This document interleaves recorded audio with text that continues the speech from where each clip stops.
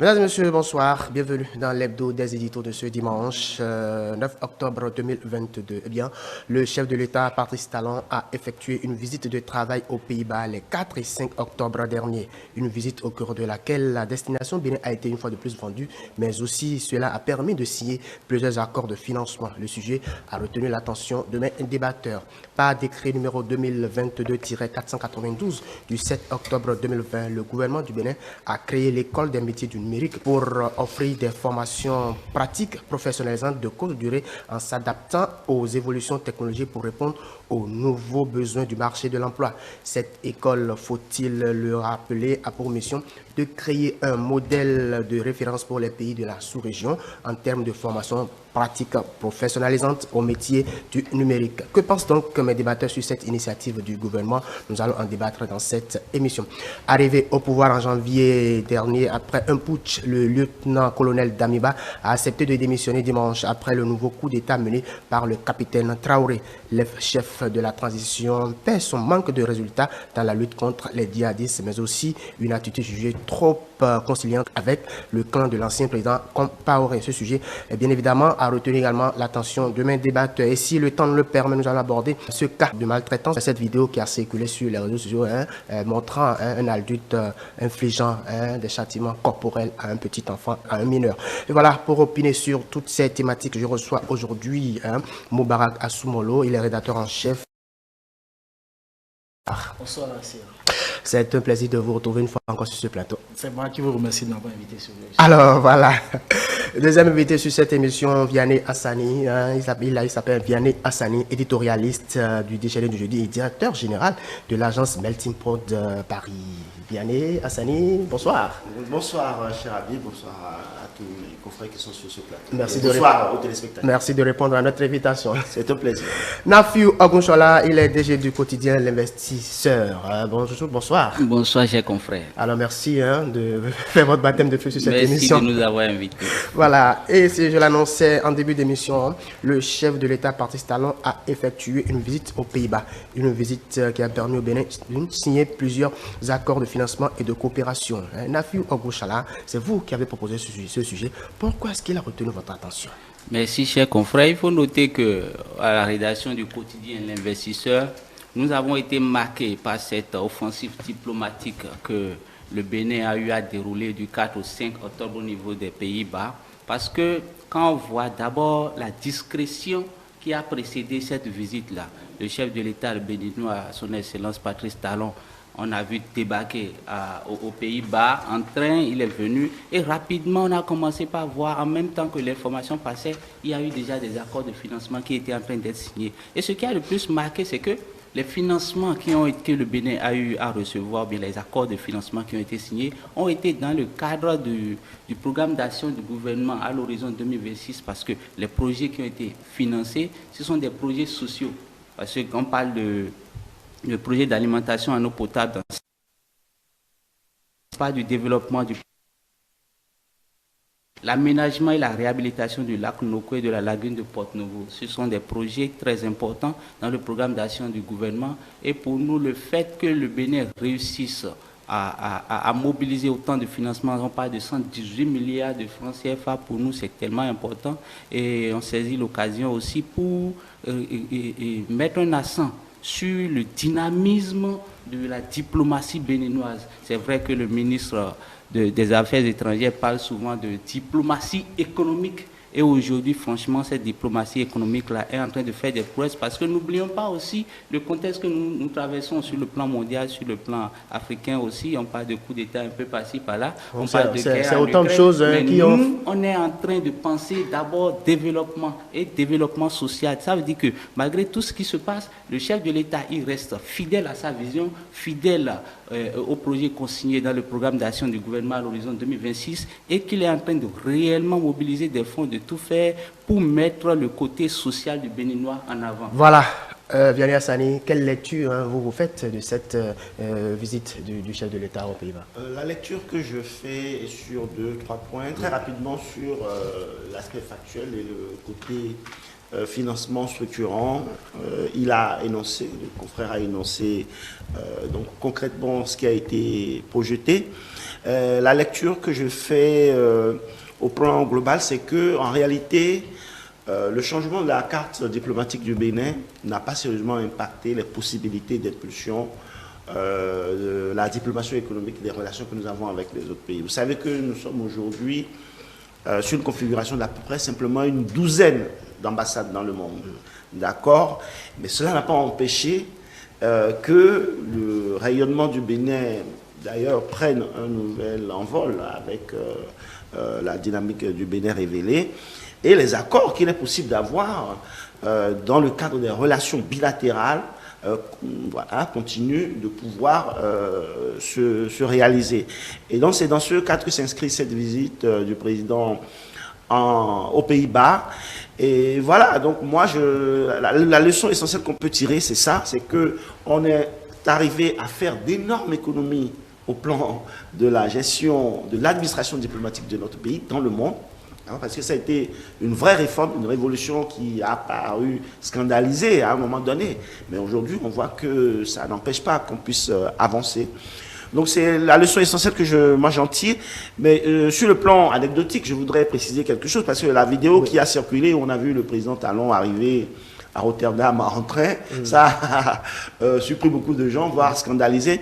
Ce que les gens ne savent pas, c'est que dans les grandes villes européennes, pour partir de Paris par exemple à Londres ou à Rotterdam ou à Amsterdam, c'est préférable de prendre le train à grande vitesse. Ce ne sont pas des trains qui roulent... Comme d'habitude, les trains qu'on voit en Afrique. Non, non, ce sont des trains qui roulent à 350 km à l'heure. En vitesse de pointe, donc on peut parcourir... Mais toute la haute sécurité autour. Ah ben, bien entendu, on peut parcourir 1000 km en 2h30. Et les gares de ces trains-là sont situées en centre-ville. C'est-à-dire qu'à Paris, par exemple, lorsque vous voulez aller à Londres ou à Rotterdam, comme le chef de l'État l'a fait, c'est au centre de Paris, dans le 10e arrondissement, à partir de la gare du Nord, que vous le faites. Et vous arrivez, par exemple, à Londres aussi, en centre-ville, et à Rotterdam, en centre-ville. Ce qui fait que vous économisez pratiquement 2 heures de temps de l'aéroport, quoi. C'est-à-dire que quand on quitte l'aéroport de Charles de Gaulle pour arriver au centre de Paris, lorsqu'il y a des embouteillages, on peut mettre 2h30. Et c'est le temps du TGV. Donc beaucoup de hauts dirigeants voilà, européens le font, hein, les chefs d'État. Macron aussi veut aussi aller... ça n'a rien de surprenant. Du tout, c'est dans l'ordre normal des choses. C'est pas seulement de l'économie ou de l'écologie, c'est pour des raisons pratiques. Vous quittez le centre-ville et vous arrivez en centre-ville là-bas, vous démarrez en même temps vos rendez-vous, vos affaires, alors que si vous deviez prendre de l'aéroport pour venir en centre-ville, le temps des formalités hautes et des embouteillages, vous pouvez en perdre énormément. Voilà le côté anecdotique. Voilà le côté anecdotique. Moura Rassoumolo, votre lecture de cette visite du chef de l'État. Moi, je vais d'abord rebondir sur ce que Nafi a dit. D'abord, la discrétion que le chef de l'État a pris en allant là-bas. Moi, je ne savais pas, je n'étais pas informé. Ce n'était pas comme nous étions habitués à des annonces. Le chef de l'État veut faire un voyage, il veut partir chercher les investisseurs, tout ça. J'étais juste à la rédaction le jour-là, quand j'ai eu les images. Mon patron m'appelle, dit, il y a un nouveau... Tu as appris que le Patrice Talon est parti à Rotterdam. Le président Talon est parti à Rotterdam. Depuis quand? C'est pour ça que moi j'ai eu l'information. Tout ce que j'ai cherché à avoir l'information que j'ai recoupée, que j'ai traitée pour le journal du lendemain. Donc c'est d'abord ça, moi je veux féliciter la discrétion dans le travail. Maintenant, il y a une chose aussi qui m'a beaucoup impressionné. Nous avons remarqué que ces derniers temps, c'est le chef de l'État même, avec ses 2 ministres ou bien quelques ministres qui se déplacent pour aller chercher les investisseurs, pour aller convaincre les investisseurs. C'est fort. Vous savez, le chef de l'État est un homme d'affaires. Un homme d'affaires un jour, homme d'affaires toujours.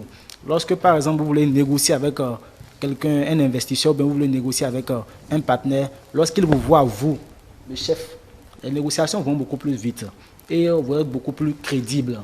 Aujourd'hui, le chef de l'État a beaucoup travaillé dans le pays. Il a remis le Bénin sur la voie du développement et il a besoin des investisseurs. Il a besoin des financiers. Donc, avant, il y a de cela quelques années, les partenaires de développement, les partenaires européens n'ont plus trop confiance aux dirigeants africains. Parce qu'ils mettent de l'argent, mais ils ne voient pas... Ça a brisé ce mythe-là. Voilà, ils mettent de l'argent, mais ils ne voient pas à quoi cet argent sert. Je crois que se déplacer personnellement pour aller... Pourquoi le Pays-Bas, il est parti aux Pays-Bas? Rappelez-vous le projet PPA2. Ce que les Pays-Bas avaient investi, que jusqu'à aujourd'hui, n'auront pas trouvé la fin. Donc il va là-bas personnellement pour dire, bon, cher ami, ne vous fâchez pas, maintenant c'est moi-même qui suis là. Les trucs ont changé, les trucs ne sont plus comme avant. Investissez et vous allez voir. Venez financer les projets et vous allez voir. Je crois que c'est vraiment un gros coup qu'il a fait. En allant là-bas personnellement, il va beaucoup convaincre. Il a su convaincre parce qu'il a ramené beaucoup de milliards au pays. 118 milliards. Hein. Voilà. Alors, Vianney Hassani, d'une diplomatie offensive à une diplomatie productive, on peut dire. Oui, bien sûr, on peut le dire ainsi, et ça s'inscrit aussi dans la suite du MEDEF à Paris. Le président, donc, il y a quelques semaines, a fait cette brillante intervention devant le patronat français et d'autres acteurs économiques du monde entier, parce que lorsque le MEDEF organise ces rencontres des entrepreneurs de France, il y a énormément d'invités aussi qui viennent du monde entier. Il y avait le patronat béninois et de cette même manière, il y avait le patronat d'autres pays du monde qui étaient arrivés. Donc c'était vraiment une tribune formidable. Donc on sent que si au cours du premier mandat, le président a travaillé vraiment sur la structuration de l'avenir du pays au plan formel et il ne s'est pas beaucoup déplacé, il n'a pas fait énormément de diplomatie, il a réorganisé la carte diplomatique du pays.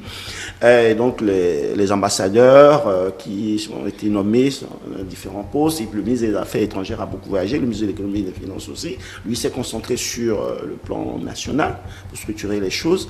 On sent que dans ce second mandat, il fait des déplacements utiles, actifs, dynamiques, voilà, aussi bien au niveau sous-régional qu'au niveau international. Et au niveau international, c'est la dimension donc, de ce que vous appelez si bien la diplomatie productive qui est en cours. Et voilà, la tribune du MEDEF a été vraiment donc un point d'ancrage pour donner de la visibilité à cette action, à cette vision, à cette action. Et aujourd'hui, donc cette semaine aux Pays-Bas a été encore voilà un marqueur de cette démarche-là. Donc on verra probablement dans les mois à venir d'autres actions de ce type. Voilà. Et la confiance vraiment telle qu'il a souligné par rapport aux Pays-Bas, la question de l'eau, etc. Donc le fait que le chef de l'État même se déplace, c'est un marqueur. C'est un acte fort. Voilà, c'est un acte fort. Alors, Nafiou Agonchola, un accord de financement de plus de 118 milliards qui couvre 3 secteurs, alimentation en eau potable, développement du port de pêche artisanal de Cotonou, et l'aménagement et la réhabilitation du lac Nokoué et la lagune de Porto Novo. Vous le disiez à l'instant, c'est vraiment important pour le Bénin. Oui, c'est vraiment important. Et si on veut poursuivre sur la lancée de mon confrère, mon cher René, c'est qu'il faut voir aujourd'hui une diplomatie béninoise autant économique que dynamique. Ça veut dire quoi? Dans un premier temps, sous le leadership du chef de l'État, parce que dans tout ce qu'il fait, voilà, c'est sa vision, ça. Dépenser moins et gagner plus. En fait, en réaménageant la carte diplomatique du Bénin, on s'était demandé, mais est-ce qu'on sera aussi efficace? Mais voilà qu'aujourd'hui, en réaménageant la carte diplomatique du Bénin, on a fait économie de recettes, économie de dépenses, et en même temps, on montre encore de l'efficacité. Parce que, disons-nous la vérité aussi, on parle de Pays-Bas, et qui dit Pays-Bas, on dit Pays-Bas et financement d'alimentation en eau potable. Et dans quelle région? 6 localités du nord du Bénin. Ça nous rappelle beaucoup de choses. Le projet PPEAD, comme on en parlait tout à l'heure. Maintenant, dans les mêmes contextes là, que le chef de l'État réussisse à aller voir les mêmes bailleurs de fonds pour avoir des financements colossaux par rapport à l'alimentation en eau, alors qu'on sait qu'il y a quelques années, on a un différent avec les mêmes bailleurs de fonds. Pour nous, c'est déjà un exploit. Ça veut dire qu'aujourd'hui, avec la diplomatie du Bénin sous le leadership du chef de l'État, on peut aller n'importe où et avoir la confiance des partenaires. Alors voilà, comme on le sait bien, comme il sait bien le faire, Moubarak Assoumolo, le président de la République, a également fait la cour aux investisseurs néerlandais, aux opérateurs économiques néerlandais. Venez investir au Bénin. Je vais d'abord revenir sur une petite anecdote. Au premier mandat de Patrice Talon, lorsqu'il ne voyageait pas trop, les Béninois disaient quoi? Il avait peur qu'on lui fasse un coup d'État juste pour rire. On dit qu'il a peur, il ne veut pas quitter le pays. Alors que non. Patrice Talon travaillait d'abord à structurer son pays, à structurer l'économie, à mettre l'économie du Bénin sur les rails. Maintenant, l'économie est sur les rails. Et c'est là que je vais rebondir sur votre question. La zone industrielle de Goudjibé. Mais les gens vont occuper ça. Ils n'ont pas encore pu remplir ça. Donc, il faut forcément aller chercher les investisseurs pour venir s'installer. Et pour aller là-bas, il faut les convaincre. Et pour les convaincre, qui de plus mieux qu'un chef d'État comme Patrice Talon? Il a le verbe. Comme je vous l'ai dit, c'est un homme d'affaires. Convaincre les investisseurs, il sait le faire. Je suis sûr que comme il est parti là-bas, il a eu beaucoup plus que ce qu'ils nous ont présenté à la télévision. Vous savez qu'il est modeste souvent, souvent dans ses résultats. Donc, moi, je crois que c'est de bonne guerre de partir tout à l'heure là-bas, lui-même, surtout ça. C'est ça, moi, je souligne, le fait qu'il soit parti lui-même. Pourquoi je souligne ça? On n'était pas habitué à ça. On n'était pas du tout habitué à ça, que Patrice Talon lui-même ait rencontré les gens pour négocier. Il préfère que ce soit le ministre d'État et Aboulaye Biotchane ou bien le ministre Wadan qui le fasse. Les deux ministres d'État qui le fassent. Mais aujourd'hui, que lui-même se déplace, vraiment, il se sent en confiance. Il sait que j'ai fait ce qu'il faut faire. Il n'y a pas quelqu'un qui viendra ici, qui est investisseur, qui verra tout le travail qui a été fait depuis le début et qui ne puisse pas investir. Alors, Vianney Hassani, concrètement, que retenir de cette visite? C'est pour boucler ce premier sujet. C'est la confirmation, effectivement, de ce que nous sommes dans un temps de la dynamisation économique, où le sens de la révélation du Bénin est en marche. Il y a eu le premier temps qui est de mettre en place le contexte, l'environnement. Bien sûr, il y a encore des choses à faire, qui sont en construction, qui sont en cours. Mais aujourd'hui, c'est le temps de l'appel.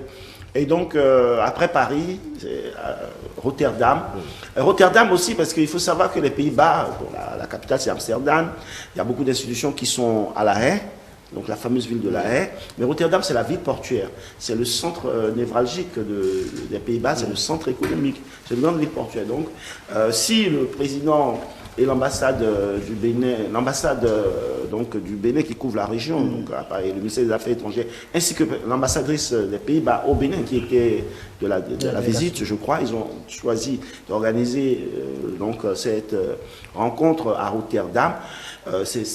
Donc pour marquer le caractère économique, c'est pour ça qu'il y a eu des accords par rapport au port de Cotonou, donc la zone portuaire, notamment le port de pêche. Voilà, donc c'est un signal fort, donc c'est vraiment le temps de l'appel au Bénin, à la découverte du Bénin révélé, au plan touristique comme au plan des investissements. Et c'est ça qui est ces marqueurs-là qui sont vraiment... Alors Nafio Gouchala, vous, que retenir concrètement cette diplomatie offensive qui devient productive du chef de l'État? Oui, il faut retenir d'abord que le gouvernement du Bénin aujourd'hui est inspiré, suit une vision.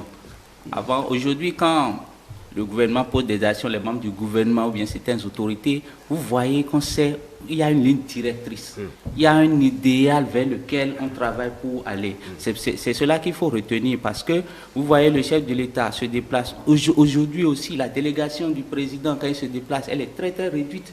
Mais en même temps qu'elle est réduite, on a l'impression qu'elle est plus efficace. Donc c'est cela qui transparaît à travers ce bon coup, ce joli coup que vient de réaliser le gouvernement du président Patrice Talon, franchement, parce que renouer déjà avec les Pays-Bas pour que les Pays-Bas financent encore un projet d'alimentation en eau potable au Bénin, bon, c'est peut-être du miracle. Moubarak, juste un mot pour clôturer ce sujet-là. Tout simplement. C'est du miracle. Voilà, merci beaucoup chers invités, chers débatteurs pour ce premier sujet-là. Alors le deuxième sujet, bien évidemment, le Bénin dispose d'une école publique capable de répondre aux besoins de formation pour mettre à disposition des entreprises des compétences avérées dans le domaine du numérique. L'inauguration officielle de l'école des métiers du numérique ainsi que la mise en service de son plateau technique a été effectuée par le ministre d'État Aboulaye Biotchane le lundi 3 octobre 2022 à Cotonou. Vianney Hassani, ce sujet a retenu votre attention. Pourquoi? Oui, c'est un sujet qui a retenu mon attention. D'ailleurs, au même titre que le sujet sur les Pays-Bas, je l'avais également proposé. Donc, on a eu une convergence de vues sur l'actualité de la semaine. Ça rentre dans on va dire, dans le nouvel écosystème qui est en train d'être bâti au Bénin depuis 7 ans maintenant.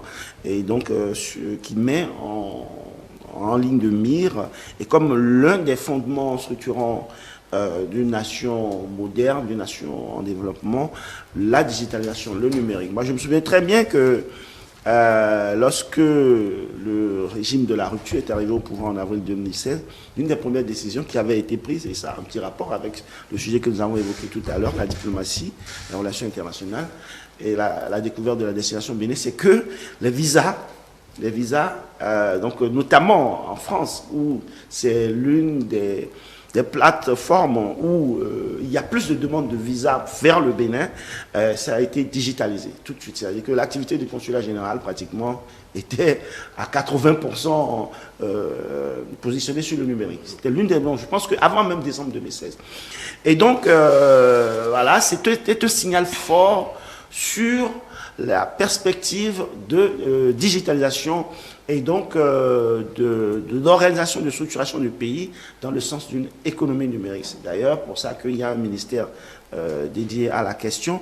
Et aujourd'hui, on est parti, par exemple, des visas qui sont demandés, obtenus, payés en ligne, donc il y a pratiquement 7 ans, à aujourd'hui des décisions de justice, notamment du tribunal de commerce, qu'on peut voir en ligne directement. Ça, c'est un retour que j'ai eu du président du Conseil des investisseurs privés du Bénin, au CIPB, M. Roland Riboud, qui est un expatrié français au Bénin depuis 25 ans. C'est quelque chose qui l'a frappé. Donc, voilà, on part des visas en ligne pour aujourd'hui avoir la possibilité d'avoir une décision du tribunal de commerce en toute transparence en ligne. Et au milieu de ça, il y a les passeports qu'on commande aujourd'hui entièrement en ligne. Et puis aussi la NIP, et donc les votes aujourd'hui, on peut consulter son bureau de vote en ligne. Voilà, donc c'est tout un environnement qui a été créé. Donc c'est un des points phares de la dynamique. Et bien entendu, pour organiser tout ça, il faut une école.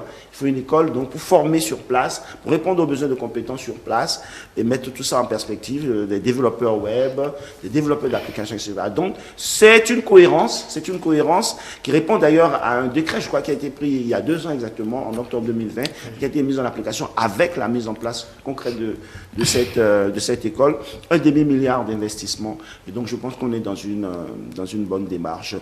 Et encore une fois, puisqu'on est dans l'économie numérique et qu'aujourd'hui, pour conclure sur ce point-là, pour ma part, on est dans l'économie numérique qui aujourd'hui dépend donc d'un ministère qui a aussi en charge le portefeuille de la communication.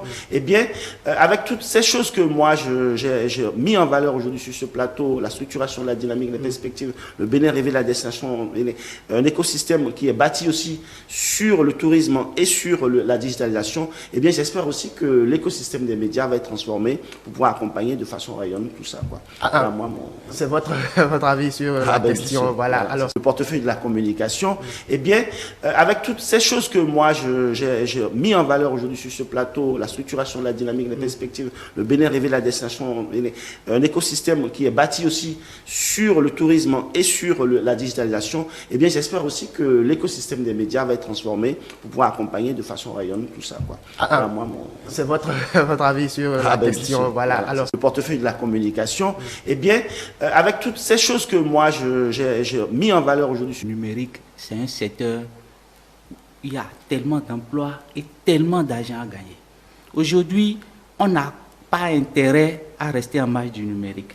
Et aller au numérique aujourd'hui, ce n'est pas une question de volonté, c'est une question de nécessité. C'est une obligation pour nous. Et aujourd'hui, quand on sait tout ce que le numérique peut nous apporter en matière de développement, que ce soit dans l'agriculture, le commerce, sur tous les plans donnés, on se dit, mais pourquoi ont-ils attendu autant avant d'avoir une école des métiers du numérique? Et c'est désormais une effectivité. Justement, c'est désormais une effectivité. C'est pour cela que, au lieu de féliciter, d'applaudir, je voudrais pouvoir attirer l'attention pour qu'on ne puisse pas dormir sur nos lauriers. Parce qu'une seule école du numérique, ça peut faire quoi?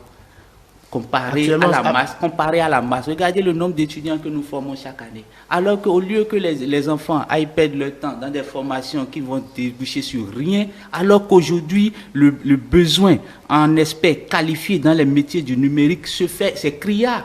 Vous allez dans n'importe quelle entreprise, on va vous dire, on a besoin de quelqu'un qui puisse nous concevoir tel logiciel, nous mettre en place telle application pour arriver à solutionner tel problème. Donc aujourd'hui, quel est l'effectif d'étudiants qu'on va former dans cette école? Plus d'un demi-milliard à investir dans cette école. Oui. Donc, moi, personnellement, je voudrais bien que cette école-là soit délocalisée en même temps pour qu'il y ait au moins une école de formation métier du numérique dans chaque département, ce qui serait encore insuffisant. Parce qu'on devrait normalement avoir autant d'écoles de formation dans les métiers du numérique que peut-être les lycées. Parce que dans l'agriculture, on a besoin d'adapter le numérique à l'agriculture, d'adapter le numérique à tout ce que nous faisons. Et quand on cite la gamme de toutes les réalisations qui ont été apportés par le gouvernement de son Excellence Patrice Talon depuis 2016 dans le dans le monde du numérique. C'est vrai, avant Patrice Talon, bon, peut-être on ne pensait pas pouvoir payer les factures de la SONEB juste avec et Mobile Money avec notre téléphone. Il y a beaucoup d'innovations, c'est vrai, mais il y a aussi la création de cette école participe il y a aussi, forcément par exemple, il y a le thème fiscal électronique, par exemple, où c'est dématérialisé en ligne, en Occident, en France. Même le Sénégal l'a fait, ils ont réussi cela. Mais au Bénin, on n'y est pas encore arrivé. Alors que c'est quelque chose qui va économiser du temps et de l'argent pour le contribuable et faciliter aussi le travail pour et le ministère des Finances à travers la DGI. Mais on n'y est pas encore arrivé. C'est pour dire que malgré nos performances, il ne faut pas qu'on dorme sur nos lauriers pour qu'on se dise, bon, on a déjà fait quelque chose. Une chose est de créer une école, une chose est de pouvoir gérer cette école-là et pouvoir en sortir des experts, des cadres qualifiés qui vont travailler pour le développement effectif de notre pays. Voilà, c'est votre point de vue sur la question. Moubarak Assoubolo, l'ambition autour de l'école des métiers du numérique, au-delà de former, c'est aussi de donner de l'emploi. Mieux vaut tard que jamais, dit-on. C'est vrai. Le Bénin, ou bien l'Afrique en général, le Bénin en particulier, nous sommes beaucoup en retard sur les métiers du numérique. Je vais vous raconter une petite anecdote. Il y a de cela 1 an, il y avait des investisseurs qui étaient venus au Bénin qui avaient besoin des hommes qualifiés dans le domaine du numérique. Quelques, je vous jure qu'on n'a pas pu fournir. Le ministère du numérique, à travers le programme LEARN, a lancé le recrutement et la formation gratuite de 50 Béninois dans les métiers du numérique. Pourquoi? Parce qu'il y avait des gens, des investisseurs qui sont là, mais qui n'avaient pas la main d'œuvre dans ce domaine. Automatiquement, il y avait plus de 18 000 inscrits. Je faisais partie des inscrits. Mais malheureusement, à l'arrivée, je n'ai pas été sélectionné. C'est le jeudi 8 septembre passé que les lauréats ils ont fini la formation, qu'ils ont reçu leur diplôme. Maintenant que le gouvernement crée une école pour ça, pourquoi il dit mieux vaut tard que jamais? Nous avons besoin de ça. Autant que nous sommes ici, si nous avons tous fréquenté au Bénin, je ne crois pas que parmi nous, quelqu'un a eu la chance peut-être de toucher un ordinateur à l'école. Moi, j'ai fait le public du primaire jusqu'à l'université. Je n'ai pas eu l'occasion. Alors que dans d'autres pays, automatiquement, dans les pays européens, tu vas à l'école, c'est automatiquement ça que tu fais. Tu apprends maintenant les métiers du numérique. Nous n'avons pas eu la chance de faire ça. Voilà que ça nous rattrape. Ça nous rattrape. Bon. Faire ces écoles-là, comme l'a dit Nafio, si le gouvernement peut faire l'effort d'installer ça un peu partout, dans les régions, dans les départements, ça ne fera que avancer le pays. Parce que nous n'avons pas le choix. Regardez les routes qui sont en train de faire, les fibres optiques qui sont en train de tirer, les centrales qui sont en train d'installer. Qui sont ceux qui vont entretenir ça?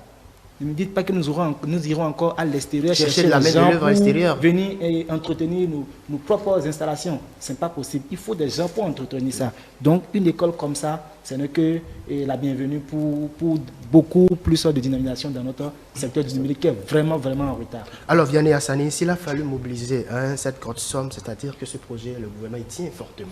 Oui, bien sûr, c'était naturel et normal de le faire. C'est dans la cohérence de ce que vous organisez un écosystème.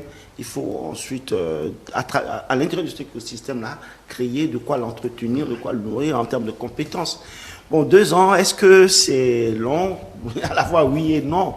Je trouve que c'est très bien que ça soit fait. Effectivement, il faut donc mettre tout ça en perspective, et même en termes de prospective, voir comment, à échéance de 10, 15, 30, 40 ans, quels seront les besoins et comment accompagner ces besoins-là. On sait très bien que dans notre pays, il n'y a pas, depuis 1960, on va dire, il n'y a pas la corrélation entre la formation et les besoins du marché de l'emploi. C'est pour ça qu'on voit vraiment, aujourd'hui, milliers d'étudiants en géographie, en droit, ou tout ça, et on ne sait même pas quelles sont leurs perspectives. Il y a quelques-uns qui vont s'en sortir, mais voilà, la majorité. Et donc aujourd'hui, on sent quand même que, en tout cas, c'est sorti à plusieurs reprises dans les interventions publiques, que ce soit le chef de l'État, les membres du gouvernement, qu'il faut faire cette corrélation-là. Donc, plus de lycées techniques, plus de lycées professionnels. Donc, bien entendu, il faut et donc vraiment faire en sorte que les perspectives, et donc c'est une analyse prospective qu'il faut faire aussi. Voilà, donc à telle échéance, quels seront les besoins, et donc couvrir aussi, effectivement. Donc, je suis parfaitement d'accord avec ça. Mais je ne pense pas que 2 ans, appel de gré, que ça soit trop long. les choses aussi. Il faut se rater lentement, comme on dit. Voilà. Mettre en place. Il faut se rater lentement et être lent rapidement aussi, si je puis dire, si je puis utiliser cette expression-là. Voilà. Alors, donc, je pense que c'est très bien et bonne continuation à ce 2 ans, c'est pas trop tard. Non. Parce qu'il faut prendre le temps de bien faire les choses. Voilà. Nafi Ogonchola, cette école a vocation de servir de référence en Afrique de l'Ouest. Que comprendre? Oui, cette école a vocation de servir de référence en Afrique de l'Ouest. Pour le moment, c'est ce qu'on dit. Mais le plus important, ce sera dans ce qu'on aura réalisé, dans les actions qu'on aura posées. Si cette école, c'est vrai qu'un effort important a été fait dans la création de cette école, mais on n'a pas encore tout fait. Parce que c'est maintenant que commence le plus difficile. Quelle est la qualité de l'enseignement qu'on va mettre à la disposition de ces enfants-là, de ces étudiants-là qu'on veut former? Quelle est la qualité des formateurs? Où est-ce qu'on va trouver les formateurs? Comment les entretenir aussi? Et comment faire en sorte que la formation qu'on aura à leur dispenser soit en adéquation avec les besoins du marché du travail? Parce qu'une chose est de créer une école des métiers du numérique, mais si on ne forme pas nos étudiants, nos apprenants dans les métiers dont on a besoin, nous, pour notre développement, peut-être qu'on va les former et ils iront comment on appelle, exercer leurs compétences peut-être en France ou bien peut-être dans d'autres pays. Donc, à nous de savoir, une chose est de créer, félicitations à tout le monde, félicitations au gouvernement pour cette performance, mais si on veut être la référence réellement, travaillons sur ce dont on a besoin, travaillons à former des experts de qualité, c'est ça seulement qui fera de nous une référence. Pas seulement, on n'a pas besoin de dire on veut être la référence pour l'être, non, c'est dans les actions, c'est dans le travail qu'on aura à battre. Voilà, Mobarak Assoumolo sur la même question. Oui, vous savez, le Bénin a été toujours premier en matière de création. Nous créons toujours en premier, mais plus tard, souvent, les autres viennent nous ravir la vedette. Je crois que cette fois-ci, ça ne sera pas comme ça. Pourquoi? Vous savez, depuis 2016, avec l'arrivée du chef de l'État, Patrice Talon, nous avons été habitués à la structuration des trucs. On ne fait pas les trucs par hasard. On ne se lève pas du jour au lendemain pour lancer quelque chose. Tout a été fait de façon minutieuse. Je crois que le jour que le chef d'État a décidé de signer ce décret, il avait déjà programmé tout son truc. C'est-à-dire quoi? Les formateurs, même si pour le moment nous n'avons pas ça au Bénin, nous irons les chercher ailleurs. Ils vont former ceux qui sont d'abord là. Si ceux qui sont déjà là ont été formés, à partir de là, nous allons commencer par former aussi d'autres. Donc, pour ce côté, je ne suis pas... Un travail à la chaîne. Voilà, je ne suis pas dans les secrets des choses.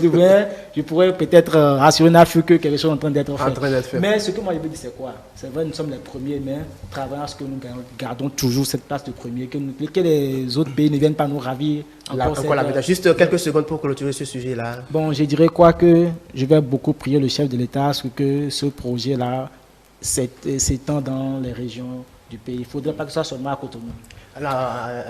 Un coup pour rendre vraiment parfait cet environnement, cet écosystème-là, un point, c'est aussi les prix.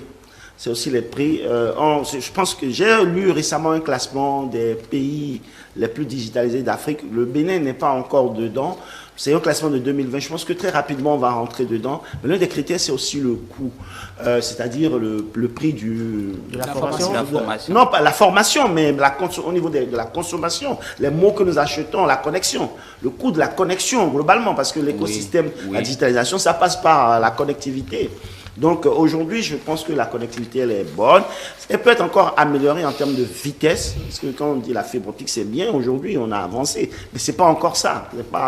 Donc il faut améliorer la rapidité, la vitesse, et puis aussi rendre les coûts, parce qu'il y a encore beaucoup de gens... C'est un appel à tous les responsables. Oui, à tous les acteurs. Oui, bien sûr, donc les opérateurs, mais aussi les pouvoirs publics. Je pense que de toute façon, ils en sont conscients parce que c'est des gens qui sont avertis. Voilà. Bien, il faut que le citoyen aussi, de temps en temps, et le journaliste, l'éditorialiste, fasse aussi un appel dans... Voilà, merci. Troisième sujet de cette émission, 8 mois seulement après le putsch du lieutenant-colonel Paul-Henri Sandaogo Damiba, l'armée a de nouveau renversé le pouvoir. Un militaire renversé par d'autres militaires. Mobarak Assoumolo, votre lecture, puisque c'est vous qui avez proposé ce sujet. La première lecture que je fais d'abord après le coup d'État, je me suis dit quoi? Je vais d'abord chercher à voir le profil de celui qui a fait le coup d'État. C'est un jeune, il a 34 ans. C'est d'abord un appel fort au président en investissant en Afrique. Les présidents en exercice en Afrique doivent comprendre que la jeunesse africaine a besoin de quoi? De changement. Nous avons besoin de changement.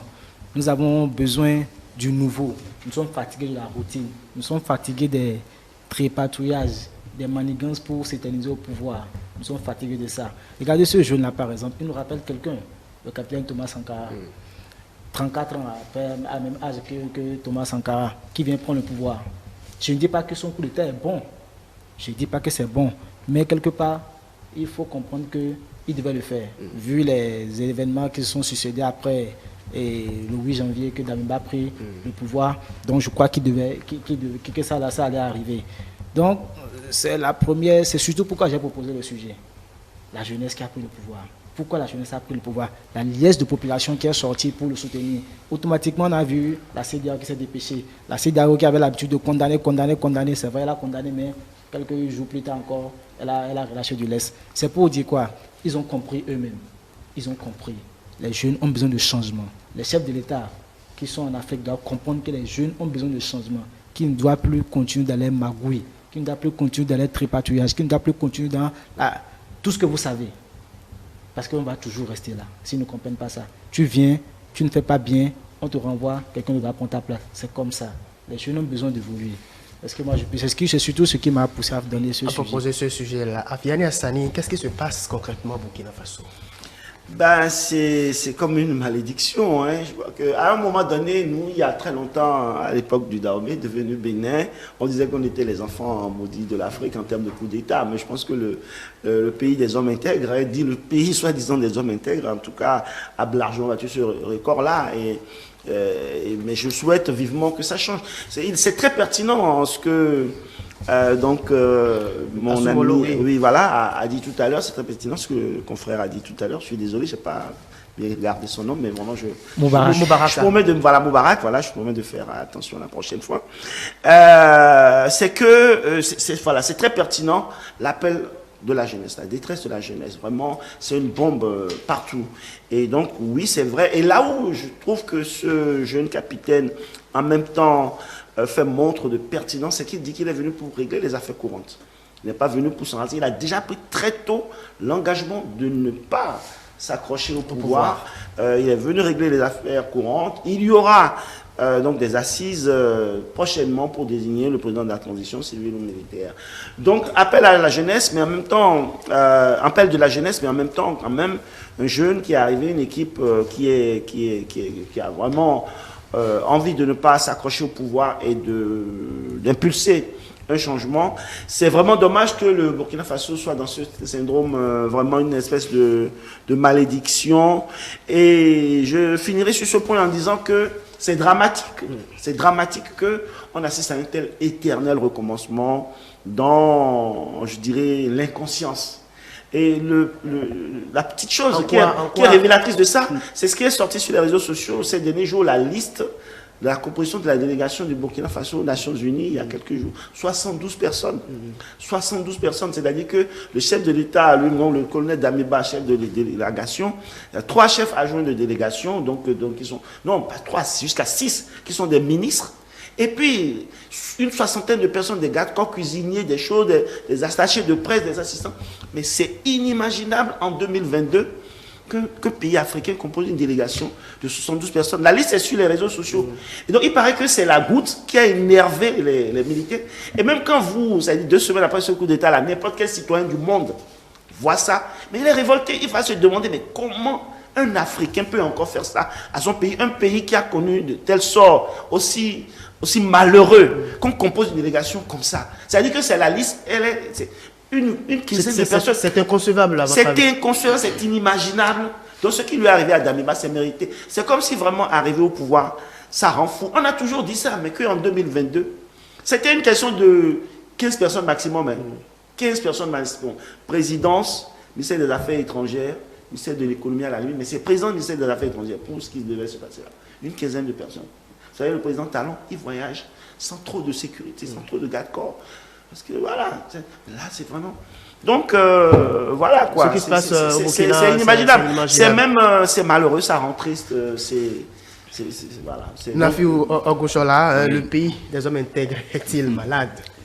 Bon, ne sais pas si on doit encore les appeler les hommes intègres aujourd'hui, parce que franchement, nous, à la rédaction du journal L'Investisseur, bon, franchement, on ne sait même pas à quoi répondre tout ça. Parce qu'il faut faire des analyses concrètes.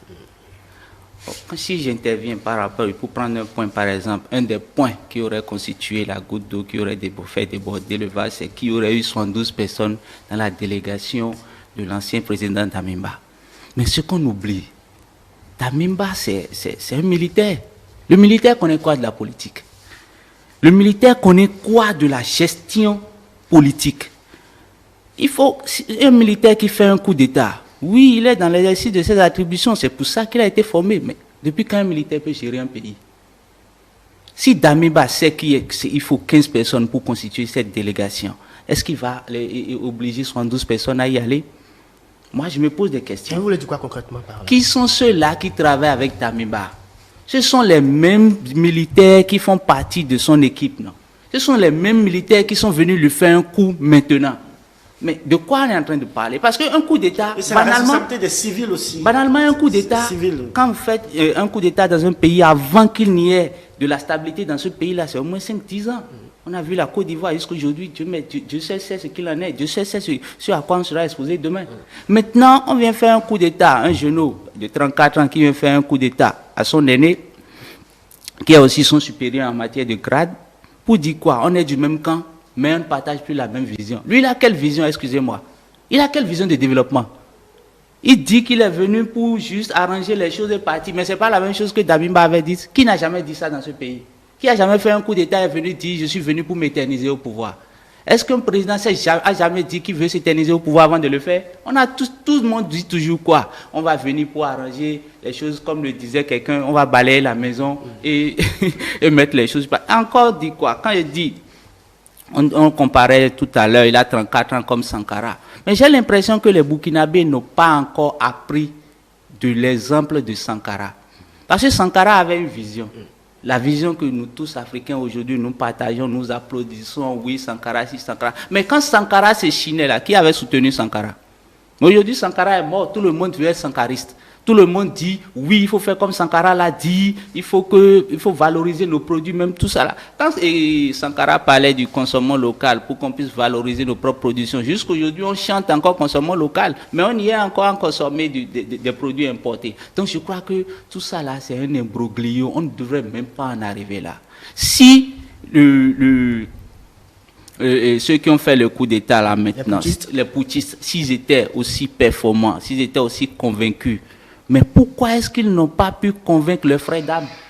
Si vous n'avez pas pu convaincre votre frère d'armes qui est militaire, avec qui vous avez fait le coup pour le porter au pouvoir, est-ce que c'est le peuple que vous allez convaincre? Et quand on voit dans les dérapages, c'est extrêmement grave. En même temps, les manifestants, les civils, ils ont incendié l'ambassade de France. Bon, c'est pas grave, c'est les civils. Mais quand on voit... c'est quelque chose qu'il ne faut pas encourager quand même. Non, attendez même. Quand ils l'ont fait, mais les militaires qui ont pris le contrôle du pouvoir là, pourquoi ils ne les ont pas empêchés? Mais en même temps, on voit un autre militaire qui brandit le drapeau de la Russie. Ça veut dire quoi? C'est-à-dire, on se lève en Afrique, quand on a un problème, on jette le tort sur la France. C'est comme un peu en Afrique du Sud, quand ils ont des problèmes économiques, ils jettent le tort sur les étrangers africains qui sont là. Mais non, c'est pas ça le problème. C'est pas Viviane Hassani d'aimer taper dans l'ombre dans cette situation-là. Je ne pense pas. C'est vrai que les puissances internationales ne sont pas tout propres, notamment notre grande amie, la France, mais on dit bien que oui, chaque pays gère ses intérêts. Ne demandons pas à la France de gérer le pays. Au moins dans cette zone sahélienne-là, hein, je veux dire, la question des djihadistes, il y a beaucoup d'interrogations. Il n'y a pas de fumée sans feu. S'il y a des interrogations, c'est que peut-être il y a des problèmes quelque part qu'il faut régler. Mais la France, elle se bat pour ses intérêts. On a répété cette phrase, vraiment, on l'a ressassée. Chaque pays a ses intérêts qu'il doit défendre. Un pays n'a pas d'amis, il n'a que des intérêts. Donc c'est normal que... Mais aujourd'hui, dans l'intérêt même de la France, moi je suis d'accord qu'il faut réarticuler les relations avec l'Afrique. Dans son propre intérêt. Il ne faut plus se dire... Parce qu'il y a des pays comme l'Allemagne, comme le Danemark, justement, qui n'ont pas cette influence quotidienne là sur l'Afrique, mais qui s'en sortent très bien. L'Allemagne est la première puissance européenne, mais elle n'a pas cette prégnance-là politique sur l'Afrique. Donc ça veut dire que c'est possible pour un pays de s'en sortir, mais aujourd'hui la France est dans des difficultés. Donc pour vous, il n'y a pas de tapis dans l'ombre. En tout cas, il faut creuser, il n'y a jamais de fumée sans feu, mais nous-mêmes, nous devons faire en tant qu'Africains notre propre introspection pour reconnaître nos propres torts et ne pas... Voilà. Est-ce que la Russie... Non, la question c'est peut-être Wagner, la Russie. La Russie a intérêt aussi à se battre pour ses intérêts en Afrique. C'est à nous, c'est pas la Russie qui va nous sauver non plus. Ça permet de rééquilibrer, ça permet vraiment de poser une problématique de rééquilibrage géopolitique et géostratégique, mais c'est nous-mêmes qui allons nous sauver d'abord en étant conscient des enjeux et de ce que nous devons faire. Moubarak Soumolo, oui, juste pour... Je vais revenir encore sur ce qu'on appelle, c'est le premier mot que j'ai utilisé avant, en abordant ce sujet, le changement. C'est-à-dire quoi? Nous étions toujours habitués aux mêmes personnes, aux mêmes pays en matière de coopération militaire, en matière de coopération, tout ce qu'il faut, tout ce qui va avec. Maintenant, comme Damiba est venu, on a pensé qu'il allait changer les choses. On a pensé que le truc allait évoluer. Mais Damiba tout de suite a laissé sur pourquoi il est venu. Il s'attaquait aux problèmes qui allaient créer encore d'autres problèmes et qui l'ont conduit là. Le jeune capitaine, je crois que, comme il a dit tout de suite, il fait ce qu'il a à faire et il s'en va. Et nous croyons vraiment qu'il fera ce qu'il veut faire. Et tirer l'attention de nous tous, surtout des chefs d'État de la sous-région, sur le phénomène du terrorisme. Parce que ça fait partie des récriminations de ces putschistes-là aussi. Automatiquement. C'est-à-dire quoi? Quand Damiba est venu, il a promis faire reculer ou faire disparaître le terrorisme au Burkina Faso. Sauf que jusqu'à là, pas plus que l'avant-veille de son putsch, il y a eu un gros truc qui s'est produit. Où on a incendié des dizaines de camions. On a tué un convoi, on a tué des civils, des militaires, tous ont péri. Quelques jours plus tard, il est parti. Et c'est justifié. Et c'est pourquoi c'est ça qui conforte même les putschistes. Et c'est ça qui laisse que la population civile supporte les putschistes. Tu as dit tu es venu pour quelque chose. Tu ne règles pas le truc et tu continues. Parlons de partenaires. L'Afrique sous-régionale en a marre de la France. Je ne sais pas pourquoi je ne vais pas entrer dans cette guerre. Mais à un moment donné, essayons autre chose pour voir ce que ça va donner. Comme l'a dit Maïga. Le Premier ministre il a dit quoi? C'est à nous de choisir nos partenaires. La France, on a fait avec toi jusque-là, on n'a pas encore trouvé ce qu'on veut. Et ce avec quelqu'un d'autre pour voir ce que ça va donner. C'est pourquoi on a vu les gens brandir les drapeaux russes et tout. C'est tout. Maintenant, j'espère que le nouveau président fera ce qu'il fera pour que le nouveau chef de la transition. Oui, le nouveau chef de la transition, pour que surtout le phénomène du terrorisme n'a qu'à disparaître. Alors, voilà, juste 10 secondes chacun pour clôturer ce sujet. On va commencer par vous. On espère que ce jeune homme va respecter son engagement et liquider les affaires courantes en quelques 2-3 mois maxi pour organiser la transition. Même moi, il a dit, et qu'un nouveau chef de la transition visionnaire. C'est l'Afrique qui a besoin de visionnaires. C'est ça qu'il nous faut. Oui, Nafiou Oui, Aboussala. c'est vraiment dommage parce que moi, je n'ai pas foi en ces jeunes-là. Parce que s'ils étaient franchement aussi bons, je crois qu'ils auraient pu discuter avec Damiba, trouver une solution à l'interne. Le linsa ne se lave pas en famille. C'est dommage. Et je crois que dans quelques mois, on va se lave en famille. Pardon? Le linsa se lave en famille. Le linsa se lave en famille, non en public.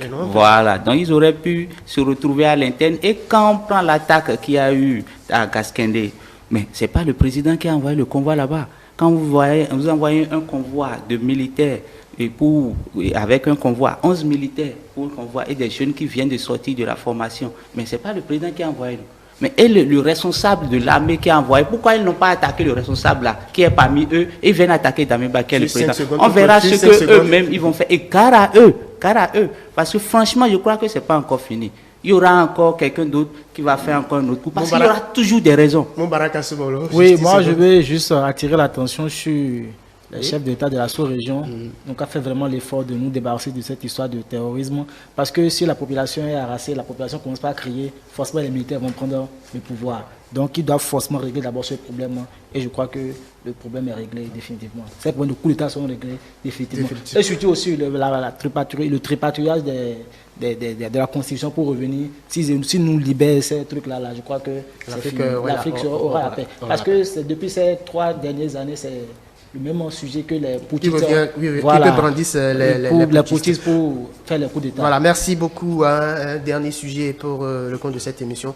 Vous l'avez suivi comme tout le monde d'ailleurs, une vidéo articulée au cours de la semaine écoulée montrant un adulte infligeant un châtiment corporel à un enfant, à un mineur.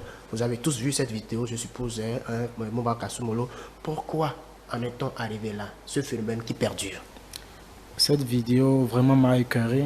Et pas seulement moi, je crois que tous ceux qui sont sur ce plateau ont vu la vidéo et vraiment été choqués. Peu importe votre degré de sensibilité, que vous soyez sensible ou pas, dès que vous tombez sur cette vidéo, vous êtes vraiment choqués. C'est pour dire quoi? Aujourd'hui, si nous dénonçons certains cas sociaux que nous rencontrons dans la société, c'est peut-être dû à cause de ces maltraitances que nous faisons subir à nos enfants à la maison. Et je crois que les autorités doivent punir avec la dernière rigueur ces cas de choses pour ne pas que vraiment ça reprenne.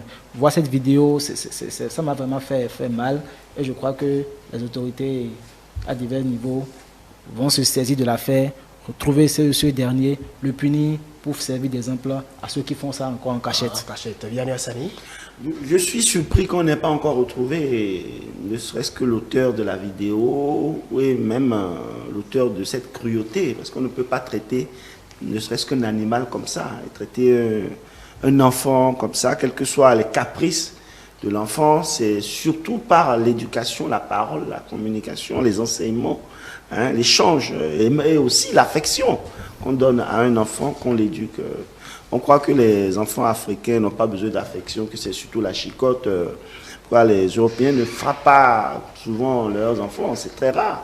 Un enfant peut arriver à l'âge adulte sans jamais avoir reçu même une fessée ou une petite gifle. Ça arrive, mais c'est très exceptionnel. Donc nous, nos enfants, c'est vrai qu'on a l'impression qu'ils sont trop capricieux. Mais en même temps, de l'autre côté, on dit, mais on peut voir un garçon petit français dire à son papa, tu m'emmerdes. Mais en Afrique, on ne peut pas voir ça. On peut pas voir ça. Bon, donc, c'est très délicat la question de l'éducation et du modèle. Mais ce qui s'est passé là, même s'il faut reconnaître qu'il faut donner de l'affection à son enfant, il faut lui parler et que des fois, on peut être amené à utiliser le bâton au lieu de la carotte. Ce qui s'est passé, c'est cruel. Et je suis surpris que jusqu'à présent, on n'ait pas encore retrouvé l'auteur de cet acte de barbarie, l'auteur de la vidéo. Et je me demande si tout au moins le procureur, le ministère public s'est saisi du dossier pour mener une enquête, afin qu'on puisse vraiment retrouver. Oui, déjà à la fin de cette émission, la régie me fait d'abord déjà les alors donc je vais aller je serai un peu plus bref. Oui, alors, très bref. La première chose que m'inspire cette affaire, puisque quand on voit le mutisme des autorités politico-administratives et sociales du Bénin, je me dis, je fais une petite comparaison. Si on compare cette vidéo-là à une affaire des petites filles qu'on a souvent, on aurait déjà eu des retours. Il y aurait déjà eu des interventions. On saurait déjà c'est telle personne. Il y aurait déjà quelqu'un qui va intervenir. Si peut-être c'était une vidéo d'une femme en griffe battue, il y aurait déjà eu des associations de femmes qui seraient déjà montées au créneau, ceci, cela. Mais comment se fait-il qu'il y ait personne qui monte au créneau pour défendre un petit enfant? Non, il y a eu des cas de soutien. Il y a une ONG qui est montée sur le créneau et qui a même promis une somme d'argent à qui aiderait à retrouver ce monsieur-là. C'est un appel à la responsabilité de la société dans laquelle nous sommes. Voilà. Parce qu'il y a des hommes et des femmes qui connaissent, qui maîtrisent tout, mais qui ne vont jamais rien dire. Mais si c'était pour les femmes, bien pour les histoires bizarres, il y a longtemps qu'on aurait déjà l'identité de tout le monde et que tout le monde serait déjà en train de parler. Merci beaucoup. Juste 5 secondes. Là, je demande juste 5 secondes pour clôturer cette émission. Moubarak Kasumolo. Juste 5 secondes. Bon, moi, je dirais d'abord félicitations au chef de l'État pour la bataille qu'il fait pour relever mieux le Bénin. Sur le second sujet, je dirais qu'il n'a qu'à faire encore davantage pour installer les écoles du numérique sur tout le territoire. Merci. Et pour le dernier sujet, merci, que les autorités à divers niveaux arrivent vraiment à si vous avez compris, Vianney Hassani, 5 secondes. Ouais, on a relevé de façon suffisante les transformations qui sont au cœur du pays. Il y a un ADN réformateur. Moi, je souhaite que cette transformation, que cet ADN réformateur puisse impacter aussi l'écosystème des médias. Sinon, on n'aura pas des gens pour accompagner, révéler vraiment à l'international, en tant que Béninois, ce qui se passe de la meilleure des façons qui soit, avoir notre propre récit, notre propre narrative de ce qui se passe dans notre pays. Merci. Nafi Wabouchola, sur 5 secondes, 5 secondes, je vois. Oui, oui. Alors, sur l'offensive diplomatique du Bénin, félicitations au président Patrice Talon, au ministre des Affaires étrangères, à la diplomatie économique du Bénin, qui nous fait gagner beaucoup d'argent et nous en fait dépenser un peu moins. Alors, par rapport à l'école des métiers du numérique, je reste sur ma fin en matière de numérique parce que je dis que normalement, au niveau où on est, on doit déjà avoir une effectivité du thème fiscal électronique. Je crois que c'est un os dans la gorge du numérique. Il faudrait qu'on puisse arriver à cette réforme-là rapidement pour le bien de tout le monde. Merci. Au Burkina, j'en appelle à la responsabilité de la jeunesse parce qu'on a déjà trop jeté la pierre à la France. Nous-mêmes, il faut qu'on puisse être solidaires, travailler entre nous. On ne peut jamais être unis et la France va nous faire quelque chose. Merci beaucoup, chers débatteurs. Voilà, je vois que le temps est vite parti. Le temps est vite parti. Quand même, merci. Vous étiez 3 sur cette émission, l'hebdo des éditoriales de ce dimanche. On a opiné sur diverses actualités nationales qu'internationales. Je rappelle que j'ai recevé sur ce plateau Moubarak Assoubolo, il est rédacteur en chef du quotidien Le Meilleur. Nafi Ogouchala, il est directeur général du quotidien L'Investisseur. Et Vianney Hassani, il est éditorialiste au Déjeuner du jeudi et directeur général de l'agence Melting Prod Paris. Voilà, merci. C'était les 3 débatteurs de ce jour. Merci de nous avoir suivis. Vous pouvez nous retrouver également sur l'ensemble de nos plateformes digitales, notre site internet www.etelebene.com, notre page Facebook ETélé en direct, notre compte Twitter ETélé Live, notre chaîne YouTube ETélé Bénin et en direct via notre application iOS et Android ETélé Bénin. Merci de nous avoir suivis. À dimanche prochain.